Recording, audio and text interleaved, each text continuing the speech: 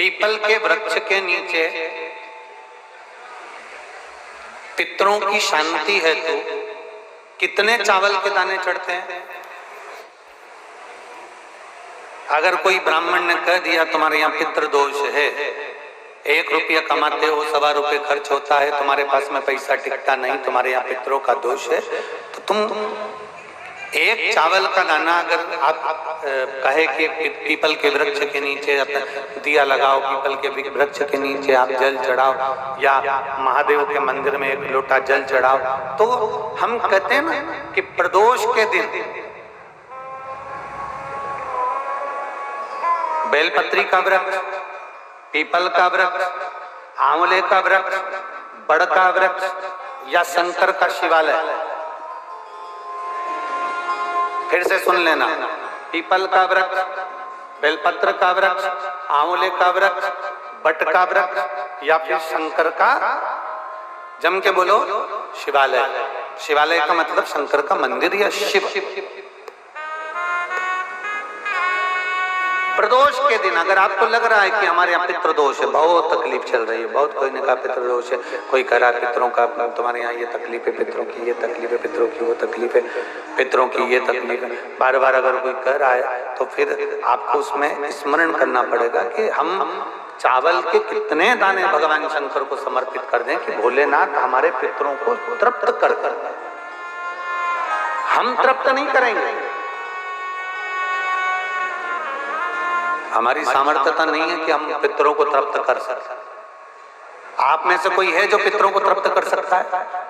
संसार में कोई नहीं जन्मा जो अपने पितरों को, अपने पूर्वजों को तृप्त कर दे।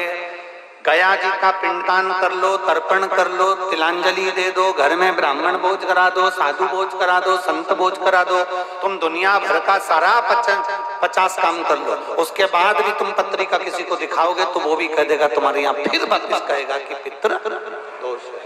अब तुमने अभी इतना अनुष्ठान करा, इतना पिंडदान करा, इतना तर्पण करा, इतनी तिलांजलि करी, इतना सब कुछ करा, इसके बाद वापिस पितृदोष आ गया, फिर वापिस पितृदोष। क्यों?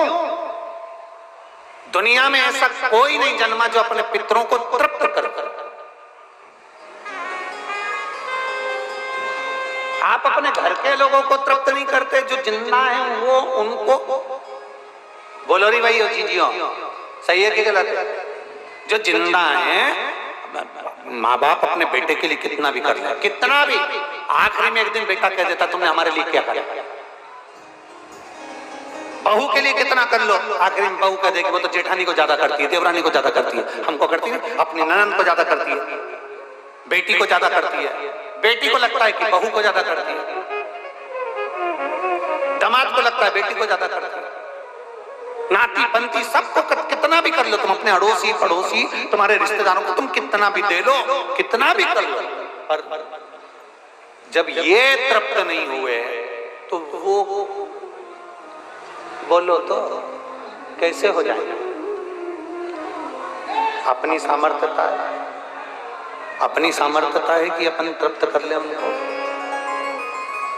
अपनी कोई सामर्थ्यता नहीं है कि अपन पितरों को तृप्त कर ले, या अपनी सामर्थ्यता के अंतर्गत नहीं, ये अपनी सामर्थ्यता नहीं है कि हम अपने पूर्वजों को, अपने पितरों को तृप्त कर। तृप्त कौन करेगा?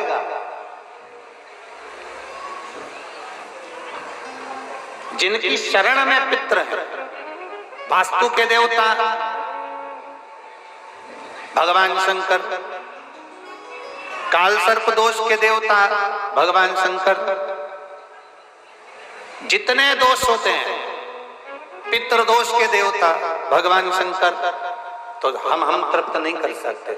अगर इनको तृप्त करेंगे तो देव अधिदेव महादेव करेंगे।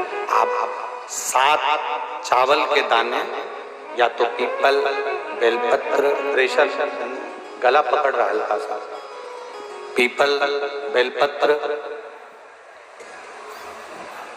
आंवला, बटवृक्ष या फिर शिवालय, प्रदोष के दिन 7 चावल के दाने आप इन जगह में से कहीं पर भी अगर आप समर्पित कर देते हैं तो उसके बाद आप जो जिंदगी जी रहे हैं और 3 महीने फिर आप अंदाजा लगा कर देखना कि आपने जो 7 चावल के दाने इन स्थान पर अगर आपने समर्पित करे तो उसका फल पितरों को मिला कि नहीं मिला, और उसका फल हमें प्राप्त हुआ क्या।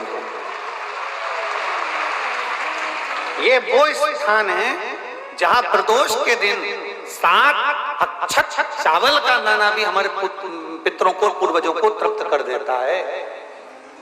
कौन कौन सा स्थान वापिस बोलेंगे सभी लोग? पहला पीपल, दूसरा बेलपत्र, तीसरा आंवला, चौथा बटवृक्ष और 5वां शिवालय, शंकर भगवान का स्थान।